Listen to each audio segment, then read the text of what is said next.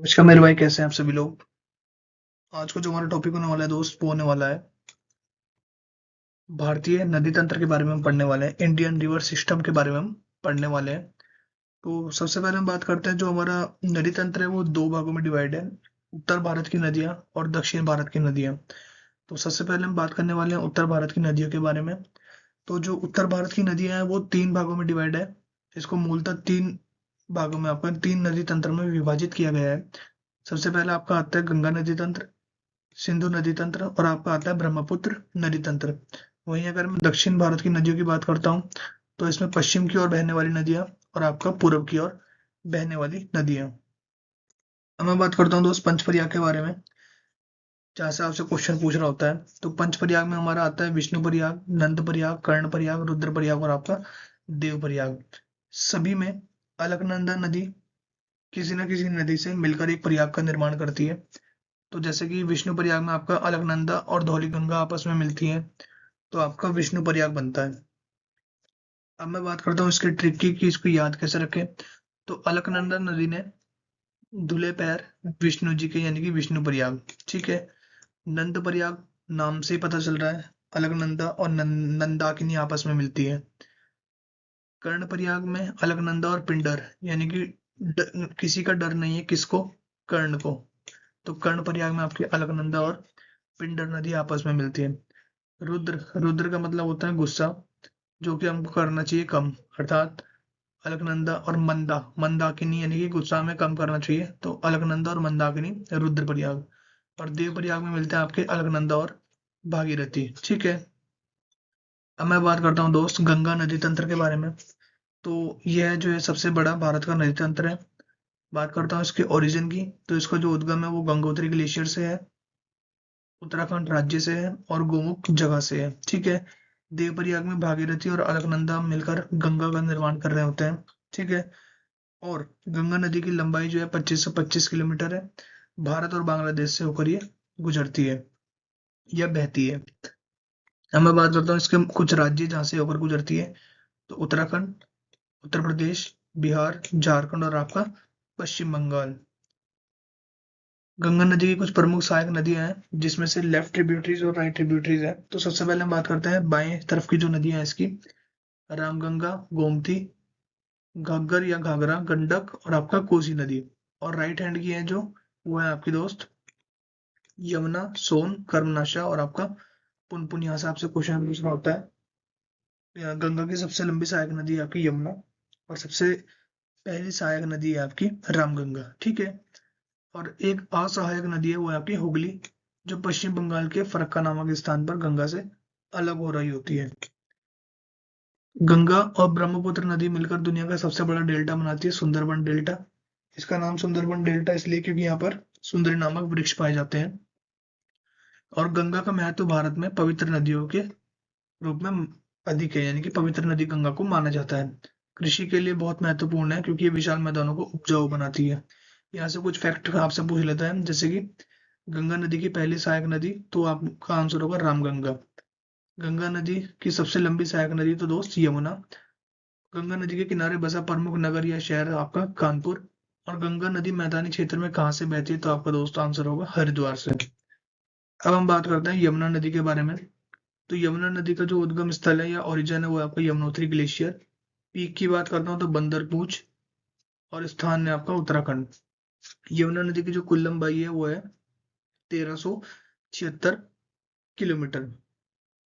अभी किन किन राज्यों से होकर गुजरती है, तो उत्तराखंड, हिमाचल प्रदेश, हरियाणा, दिल्ली और आपका उत्तर प्रदेश।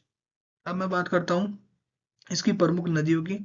तो जो बाएं तट की है इसकी, वो है टॉन्स और हिंडन नदी, टॉन्स और हिंडन नदी। और दाएं तट की है दोस्त चंबल, सिंध, बेतवा, केन। आपसे पूछ लेता है कि यमुना की दाएं तट की सहायक नदी है, तो ये चंबल, सिंध, बेतवा और केन। और बाएं तट की है टॉन्स और हिंडन। इसके यमुना के किनारे जो है प्रमुख शहर है दिल्ली, मथुरा और आपका आगरा। अब हम बात करते हैं चंबल नदी के बारे में।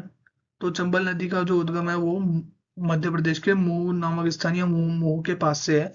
और इसकी जो सहायक नदी हैं वो है बनास, सिपरा, काली सिंध और पार्वती।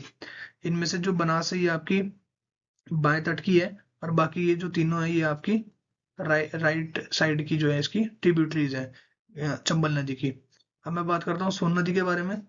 तो जो सोन नदी है अमरकंटक मध्य प्रदेश से निकलती है और ये उत्तर दिशा में बहने वाली नदी है। इसकी जितनी भी ट्रिब्यूटरी है सब इंपॉर्टेंट है। सहायक नदियां रिहांद, जोहिला, गोपद और कंघार। रिहांद, जोहिल, गोपद और कंघार ये सोन नदी की सहायक नदियां हैं। अब बात करते हैं दोस्त दामोदर नदी के बारे में। तो दामोदर नदी को जो है बंगाल का शोक कहा जाता है। पूछ लेते हैं आपसे क्वेश्चन कि किस नदी को जो है बंगाल का शोक कहा जाता है, तो आपका आंसर होगा दामोदर नदी को। और क्यों कहा जाता है? क्योंकि अत्यधिक वर्षा के कारण ये नदी वहां पर बाढ़ का कारण बन रही होती है। अब हम बात करते हैं इसका उद्गम स्थल, तो छोटा नागपुर पठार। प्रमुख सहायक नदी है इसकी बराकर, कोनार, बोकरो और आपका जमुनिया इसकी सहायक नदियां हैं। अब बराकर नदी दामोदर की सबसे लंबी सहायक नदी है। ये आपसे पूछ लेता है कि बराकर नदी किसकी सहायक नदी है, तो सबसे अधिक लंबी सहायक नदी है बराकर दामोदर की। अब हम बात करते हैं रामगंगा के बारे में। तो यह नदी गंगा के साथ कन्नौज में मिलती है और इसकी दो सहायक नदियां हैं, खो और अरिल। मोस्ट इंपॉर्टेंट नदियां हैं दोनों, खो और अरिल। ठीक है। अब हम बात करते हैं गंडक नदी के बारे में। तो जो गंडक नदी है ये काली गंगा और त्रिशूल गंगा के मिलने से बनती है। ठीक है। जो गोमती नदी है, गोमती नदी के बारे में क्या फैक्ट है? गोमती नदी जो है उत्तर प्रदेश के पीलीभीत जिले के फुलहर झील से निकलती है और ये गंगा की एकमात्र नदी है जिसका उद्गम स्थल मैदानी क्षेत्र में है। ठीक है। गोमती नदी का एकमात्र नदी है जिसका उद्गम स्थल जो है मैदानी क्षेत्र में है। और गोमती नदी गंगा के साथ में गाजीपुर में मिल रही होती है। अब हम बात करते हैं कोसी नदी। जिस प्रकार बंगाल का शोक दामोदर नदी को कहा जाता है, उसी प्रकार जो है कोसी नदी को बिहार का शोक कहा जाता है, क्योंकि ये भी वहां पर बाढ़ का कारण बन रही होती है। इसका उद्गम जो है नेपाल के हिमालय से होता है और बिहार में प्रवेश करती है। अब हम दोस्त बात करने वाले हैं सिंधु नदी तंत्र। तो सिंधु नदी तंत्र की मैं बात करता हूँ, तो ये जो है मानसरोवर झील से उद्गम है इसका। और ग्लेशियर की बात करता हूँ तो चेमा युंगडुंग ग्लेशियर या बोखरचुंग ग्लेशियर। इसकी जो कुल लंबाई है वो है 3180 किलोमीटर, 3180 किलोमीटर। और इसको जो है तिब्बत में, क्वेश्चन पूछ लेता है, तिब्बत में इसे जो है सिंह खबान के नाम से या शेर का मुंह के नाम से जाना जाता है। इसको मैप पर समझते हैं। तो ये देखिए दोस्त, ये आपकी सिंधु नदी जा रही है। ठीक है। और ये आपकी सिंधु नदी इस तरह से जा रही है। तो जो इसकी आपकी जितनी भी सहायक नदी है, तो सबसे पहले हम बात करते हैं बाएं तट की।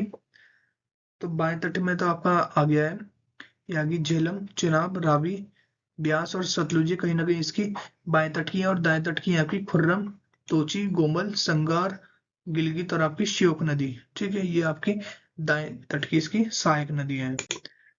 ये देखिए, बाएं तट की जो सहायक नदी है ये है झेलम, चिनाब, रावी, ब्यास और सतलुज। इनको जो है पंचनाद भी बोला जाता है।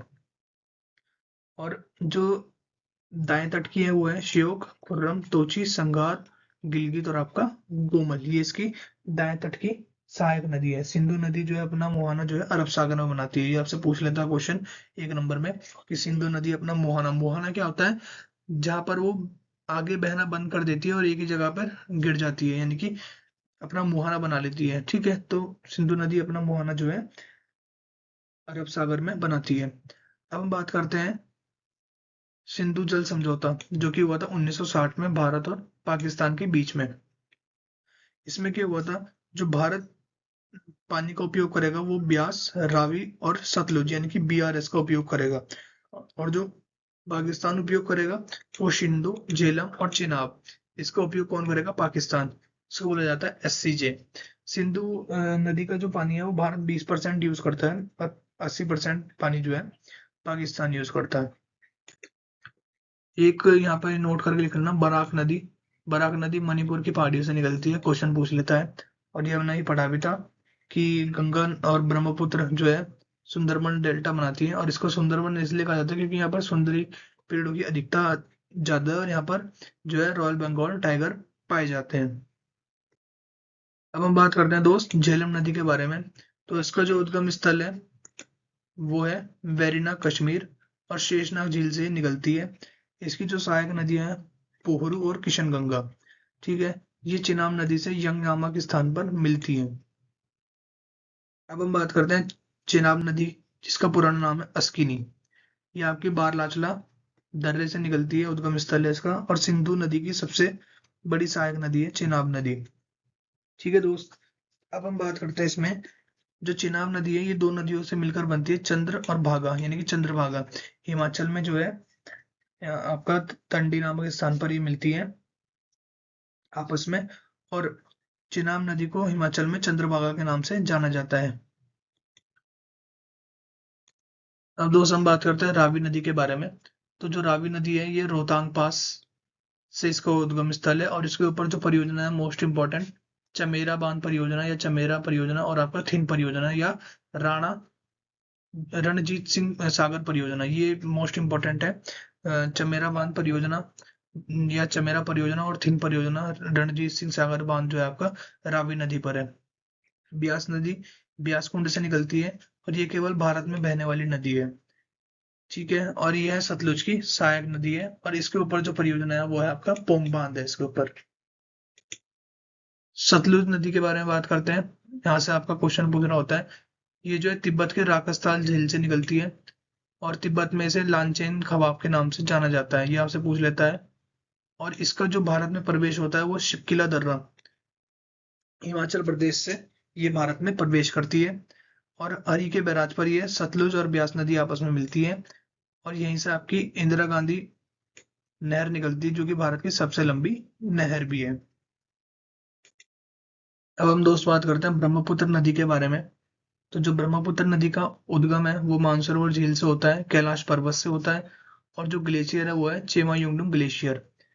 अब ब्रह्मपुत्र नदी को अलग अलग जो है स्थानों पर अलग अलग नाम से जाना जाता है। तो जैसे कि तिब्बत में इसको ये बोला जाता है यारलू सांगपो, असम में इसको बोला जाता है ब्रह्मपुत्र, अरुणाचल प्रदेश में दिहांग, और बांग्लादेश में यमुना। जमुना आपसे पूछ लेता है क्वेश्चन कि जैसे आपसे पूछ लिया बांग्लादेश में ब्रह्मपुत्र को क्या कहा जाता है, तो जमुना ब्रह्मपुत्र को बांग्लादेश में बोला जाता है। तिब्बत में इसे यारलुंग सांगपो बोला जाता है, असम में इसको ब्रह्मपुत्र, और अरुणाचल प्रदेश में इसको दिहांग बोला जाता है। अब जैसे बांग्लादेश में इसको जमुना बोला जाता है ब्रह्मपुत्र को, उसी प्रकार बांग्लादेश में गंगा नदी को पद्मा के नाम से जाना जाता है। अब हम बात करते हैं, जो ब्रह्मपुत्र नदी है ये नामचा बरवा पर्वत जो है आपका दोषी अरुणाचल प्रदेश में है, वहां से यू टर्न लेकर ही भारत में प्रवेश करती है, और दुनिया का सबसे बड़ा द्वीप मांजुली द्वीप भी इसी नदी पर स्थित है। इसकी जो बाएं तट की सहायक नदी है वो है दिबांग, लोहित, धनसिरी, कपिली और बराक। वहीं अगर इसकी दाएं तट की नदियों की बात करता हूँ तो वो है सुबनसिरी, कामेंग, मानस, संकोच और तीस्ता। ये मोस्ट इंपॉर्टेंट है, आपसे पूछ लेता है कि ब्रह्मपुत्र की बाएं तट की सहायक नदियां हैं कौन कौन सी हैं, तो बाएं तट की होगी दिबांग, लोहित, धनसिरी, कपिली और बराक। वहीं अगर मैं दाएं तट की बात करता हूँ तो वो है आपकी सुबनसिरी, कामेंग, मानस, संकोच और तीस्ता। अब हम इसको मैप पर समझते हैं दोस्त। ये देखिए, ये आपकी जो है मानसरोवर झील से निकली है, और इसकी जो दिशा है, ये डायरेक्शन यहाँ पर अगर आप देख सकते हो, तो इसकी जो डायरेक्शन है कुछ इस टाइप की है। हम इसमें लेफ्ट और राइट को बांट सकते हैं, यानी कि अगर हम खुद को रिवर के अकॉर्डिंग रख लें, सिंपल भाषा में अगर मैं बात करता हूँ, तो ये अरुणाचल प्रदेश से नामचा बरवा पर्वत श्रेणी से भारत में एंटर हो गई है, और इस पर जो है ये माजुली द्वीप भी स्थित है। और ये जो इसकी राइट हैंड की सारी ट्रिब्यूटरीज है, और ये इसकी लेफ्ट हैंड की सारी ट्रिब्यूटरीज है। राइट हैंड में सुबनसिरी, कामेंग, मानस, संकोच और तीस्ता। वहीं अगर मैं लेफ्ट की बात करता हूँ तो दिबांग, लोहित, धनसिरी, कपिली और बराक। ठीक है दोस्त, अब इसमें एक छोटा सा टॉपिक और रह गया है। अब हम पढ़ते हैं दोआब के बारे में। तो दोआब क्या होता है? तो दोआब हमारा वो वह क्षेत्र होता है जो दो नदियों के बीच में आता है, यानी कि वह भूमि जो दो नदियों के बीच में आ रही होती है। ये सबसे आसान टॉपिक में से एक है, क्योंकि इसके क्वेश्चन में ही इसका आंसर छुपा होता है। देखिए, जैसे कि बिष्ट दोआब है तो ये ब्यास और सतलुज से मिलकर बना है। बारी दोआब है तो ये ब्यास और रावी से मिलकर बना है। रचना दोआब है तो ये रावी और चेनाब से मिलकर बना है। चज दोआब आपका चेनाब और झेलम से मिलकर बना है। वहीं अगर मैं बात करता हूँ सिंध दोआब की, तो ये जो है सिंध सागर दोआब झेलम और सिंधु से मिलकर बना है। अब देखिए जरा, जैसे कि ये बिष्ट दोआब है तो ब्यास और सतलुज, यानी कि ब्यास का व और सतलुज का स, तो ये मिलकर बनाता है बिष्ट दोआब। जो बारी दोआब है, बारी और ब्यास और रावी, तो ब्यास का व और रावी का रा, यानी कि बारी दोआब। ठीक है, रचना दोआब में रावी और चिनाब, रावी का रा और चिनाब का चा, यानी कि रचना दोआब। जस दोआब की अगर मैं बात करता हूँ तो चिनाब और झेलम, यानी कि चिनाब का च और झेलम का झ, और जो सिंध सागर दोआब है ये झेलम और सिंधु नदी का मिलकर बना है। ठीक है, अब हम इसको डायग्राम पे समझते हैं। तो ये देखिए दोस्त, ये आपका होता है दोआब। ये दो नदियों के क्षेत्र बीच का जो एरिया है ये आपका कहलाता है दोआब। ठीक है, आई होप ये वीडियो आपके लिए काफी हेल्पफुल रहेगी और आप इसके प्रॉपर नोट्स बनाते चलेंगे। Thank you very much.